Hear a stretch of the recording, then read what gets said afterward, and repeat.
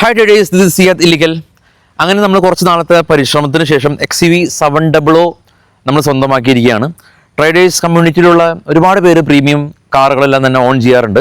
അപ്പോൾ ഇന്നത്തെ വീഡിയോയുടെ ടേക്ക് അവേ എന്ന് പറഞ്ഞു കഴിഞ്ഞാൽ ഈ ഒരു കാറ് ഞാൻ ഓൺ ചെയ്തത് ആ ഒരു വിശേഷം പങ്കുവെക്കലല്ല, മറിച്ച് ഈ ഒരു കാറ് ഞാൻ ബൈ ചെയ്യാനായിട്ട് ഞാൻ ഒരു സ്പെസിഫിക് സ്ട്രാറ്റജി ഉപയോഗിച്ചിട്ടുണ്ട്. അപ്പോൾ ഈ ഒരു സ്ട്രാറ്റജി നിങ്ങളായിട്ട് കൺവേ ചെയ്യുക എന്നുള്ളതാണ് ഇന്നത്തെ വീഡിയോയുടെ അജണ്ട. അപ്പോൾ അത് നമ്മൾ ഡിസ്കസ് ചെയ്യുന്നതിനേക്കാൾ മുമ്പ് കാറിൻ്റെ കുറച്ച് പിക്ചറും കാര്യങ്ങളൊക്കെ കണ്ടിട്ട് വരാം.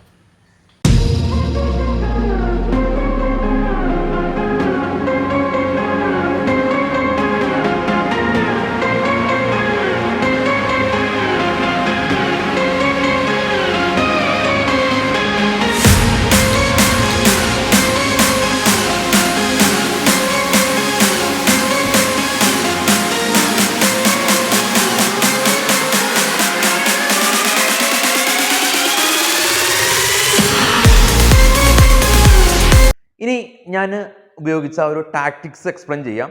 ഇത് എക്സ്പ്ലെയിൻ ചെയ്യുന്ന സമയത്ത് കാറ് കണ്ടപ്പോൾ ഉണ്ടായിരുന്ന ഓഡിയോ ബാക്ക്ഗ്രൗണ്ടോ ആ പൊലിമയോ ഒന്നും ഇല്ല, വളരെ റിയാലിറ്റിയാണ്. അതുകൊണ്ട് തന്നെ സമയമുള്ളപ്പോൾ മാത്രം മുന്നോട്ട് കണ്ടാൽ മതി. കാര്യത്തിലേക്ക് വരാം. ട്രേഡിംഗ് എന്ന് പറയുന്ന ഒരു ബിസിനസ്സായിട്ട് കണക്കാക്കണം എന്നുള്ളതാണ് പൊതുവെ എല്ലാ ആളുകളും പറയാറുള്ളത്. ബിസിനസ്സായിട്ട് തന്നെ നമ്മൾ കണക്കാക്കണം.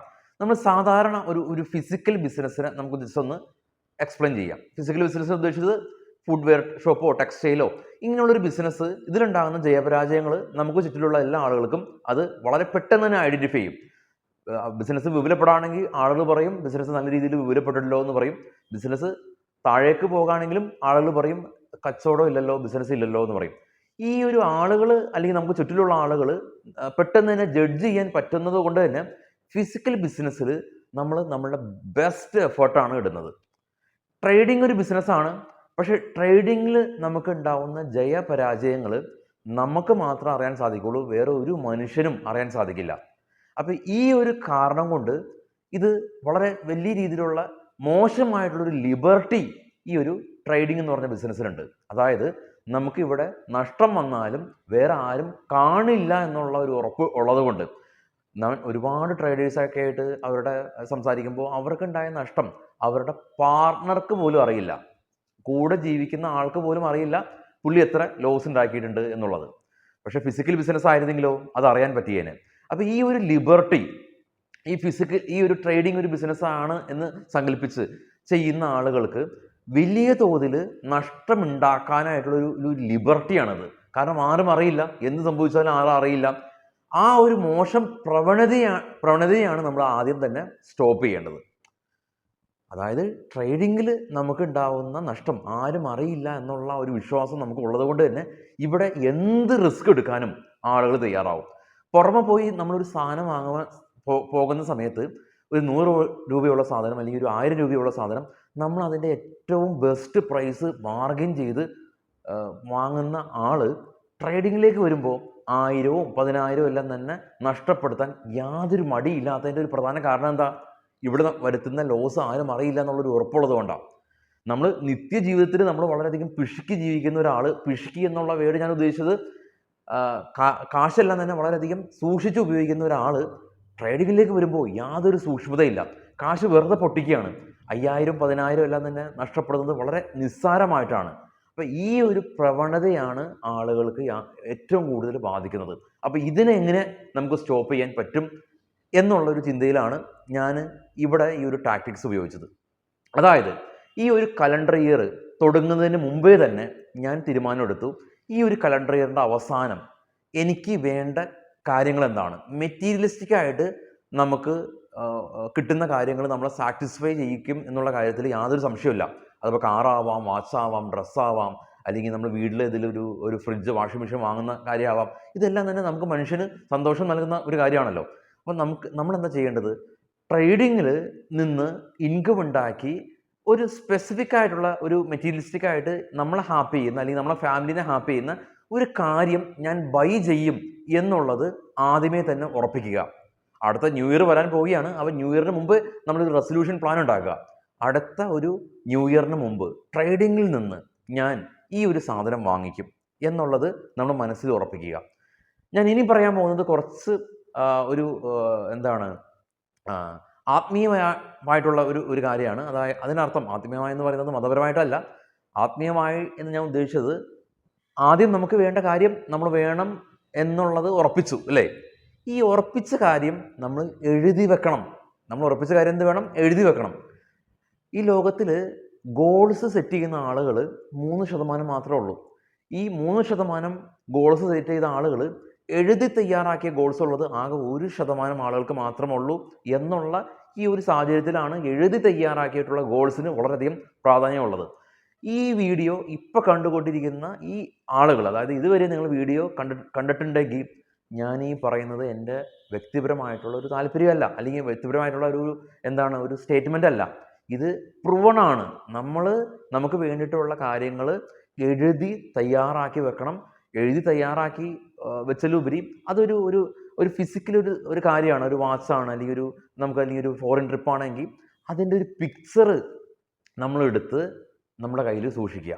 ട്രേഡ് ചെയ്യുന്ന ആ ഒരു പ്ലാറ്റ്ഫോമിൻ്റെ ആ ഒരു പരിസരത്ത് ആ ഒരു പിക്ചർ സൂക്ഷിക്കുക. നമ്മുടെ കണ്ണ് എപ്പോഴും അതിലേക്കായിരിക്കും. ഇതിൽ 2 കാര്യമുണ്ട് കേട്ടോ. ഞാൻ ആത്മീയം ഉദ്ദേശത്തിലേക്ക് ഞാൻ എത്തിച്ചേരാണ്. ഒന്നാമത് നമ്മുടെ ട്രേഡിങ്ങിന് ഒരു ലക്ഷ്യമുണ്ടാകും എന്നുള്ള കാര്യം എല്ലാവർക്കും ഉറപ്പുവരുത്തി. രണ്ടാമത്തെ കാര്യം ആണ് കൂടുതൽ ഇമ്പോർട്ടൻ്റ്. അതായത് നമുക്കൊരു കാര്യം വേണമെങ്കിൽ നമ്മൾ അത് കിട്ടുമെന്നുള്ളൊരു ശക്തമായിട്ടുള്ളൊരു ആഗ്രഹം ഉണ്ടെങ്കിൽ, അതിന് പുറകിലുള്ള വർക്കും നമുക്ക് ഉണ്ടെങ്കിൽ അതിലേക്ക് നമ്മൾ പതിയെ എത്തിച്ചേരും. അത് എത്തിച്ചേരാനായിട്ട് വേറൊരു ട്രിക്കും കൂടി ഞാൻ പറയാം. അത് കിട്ടിയെന്ന് സങ്കല്പിക്കുക. അത് കിട്ടിയെന്ന് സങ്കല്പിക്കുന്ന എന്ന് പറയുമ്പോൾ ഈ ഒരു കാറ് ഞാൻ വാങ്ങിച്ചു എന്ന് ഞാൻ പലപ്പോഴായിട്ട് സങ്കല്പിച്ചിട്ടുണ്ട്. ഈ ഒരു കാറ് വാങ്ങിച്ചു എന്ന് ഞാൻ പലപ്പോഴായിട്ട് സങ്കല്പിച്ചു. ഈ ഒരു കാറ് വാങ്ങിച്ചു കഴിഞ്ഞാൽ ചെയ്യുന്ന കാര്യങ്ങളെക്കുറിച്ചൊക്കെ ഞാൻ സങ്കല്പിച്ചു. ഞാനിങ്ങനെ സങ്കല്പിച്ചു എല്ലാം തന്നെ എൻ്റെ ഉപബോധ മനസ്സ് ഈ ഒരു കാറ് വാങ്ങുന്നതിന് മുമ്പ് തന്നെ ഉപബോധ മനസ്സ് ഇത് വാങ്ങിച്ചു കഴിഞ്ഞു.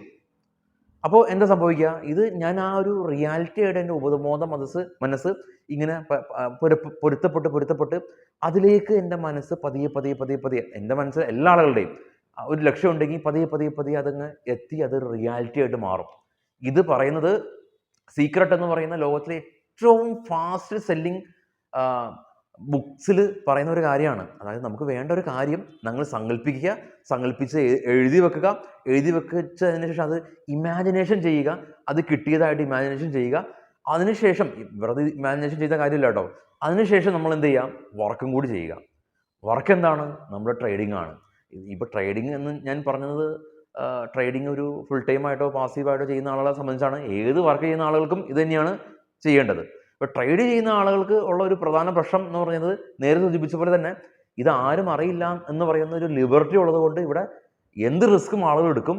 പക്ഷേ ഇങ്ങനെ ഒരു ഗോൾ സെറ്റ് ചെയ്താലോ, ഇങ്ങനൊരു ഗോൾ നമുക്ക് മുമ്പിൽ ഉണ്ടെങ്കിലോ, എഴുതി തയ്യാറാക്കിയിട്ടുള്ളൊരു ഗോൾ നമുക്ക് മുമ്പിൽ ഉണ്ടെങ്കിലോ നമ്മൾ ലോസ് വരുത്തില്ല. നമ്മൾ ലോസ് ഉണ്ടാക്കാനായിട്ട് പോകുന്ന സമയത്ത് നമുക്ക് മുമ്പിൽ ഒരു ലക്ഷ്യമുണ്ട്. നമ്മൾ അലക്ഷ്യമായിട്ട് ട്രേഡ് ചെയ്യില്ല. അത് നമ്മളുടെ സ്റ്റോപ്പിനെ കുറയ്ക്കും. ഇവിടെ കണക്കുകൾ പരിശോധിക്കുമ്പോൾ എല്ലാ ആളുകളും നല്ല രീതിയിൽ ട്രേഡ് ചെയ്യുന്നുണ്ട്. എല്ലാ ആളുകളും, ഒട്ടുമിക്ക ആളുകളും എല്ലാം തന്നെ പഠിച്ചിട്ട് ഇത് ട്രേഡ് ചെയ്യുന്ന ആളുകളെല്ലാം തന്നെ അവരുടെ ട്രേഡ് എല്ലാം തന്നെ അടിപൊളിയാണ്. പക്ഷെ പ്രശ്നം പറ്റുന്ന എവിടെയാണ്? അവർ ട്രേഡ് ചെയ്യുന്ന ഒരു 80% നല്ല ട്രേഡുകളും അവർക്കൊരു സർട്ടൻ പ്രോഫിറ്റ് ഉണ്ടാകുമ്പോൾ ബാക്കി വരുന്ന ഒരു 20% മോശം ട്രേഡുകൾ ഉണ്ടാക്കുന്ന ലോസാണ് കൂടുതൽ. അതായത് നമ്മൾ ഉണ്ടാക്കുന്ന പ്രോഫിറ്റിനേക്കാൾ ഡബിളോ ത്രിബിളോ ലോസ് വരുമ്പോഴാണ് ഇവിടെ പ്രശ്നം. അതുകൊണ്ടാണ് ട്രേഡിങ് ബിസിനസ്സായിട്ട് പരിഗണിക്കണം എന്ന് നമ്മൾ പറയുന്നത്. കാരണം എന്താ? ബിസിനസ്സിൽ നമ്മൾ നഷ്ടം കൂട്ടൂലല്ലോ, ലാഭമല്ല കൂട്ടുന്നത്. ട്രേഡിങ്ങിൽ അങ്ങനെ ലാഭം കൂട്ടുകയും നഷ്ടം ലാഭത്തിന് നേർ പകുതിയിൽ താഴെ ആകുമ്പോഴാണ് ഇതൊരു ബിസിനസ് ആകുന്നത്. അപ്പം ഞാൻ ഈ ഒരു വീഡിയോയിൽ പല ലെയറുകളിൽ എക്സ്പ്ലെയിൻ ചെയ്തിട്ടുണ്ട്. ഇതിൽ ഞാൻ ഈ സ്പിരിച്വാലിറ്റി ഞാൻ ഇതിൽ ഇൻക്ലൂഡ് ചെയ്തിട്ടുണ്ട്. ഇതിൽ ഞാൻ ട്രേഡിങ്ങിൻ്റെ stop loss risk management include ചെയ്തിട്ടുണ്ട്.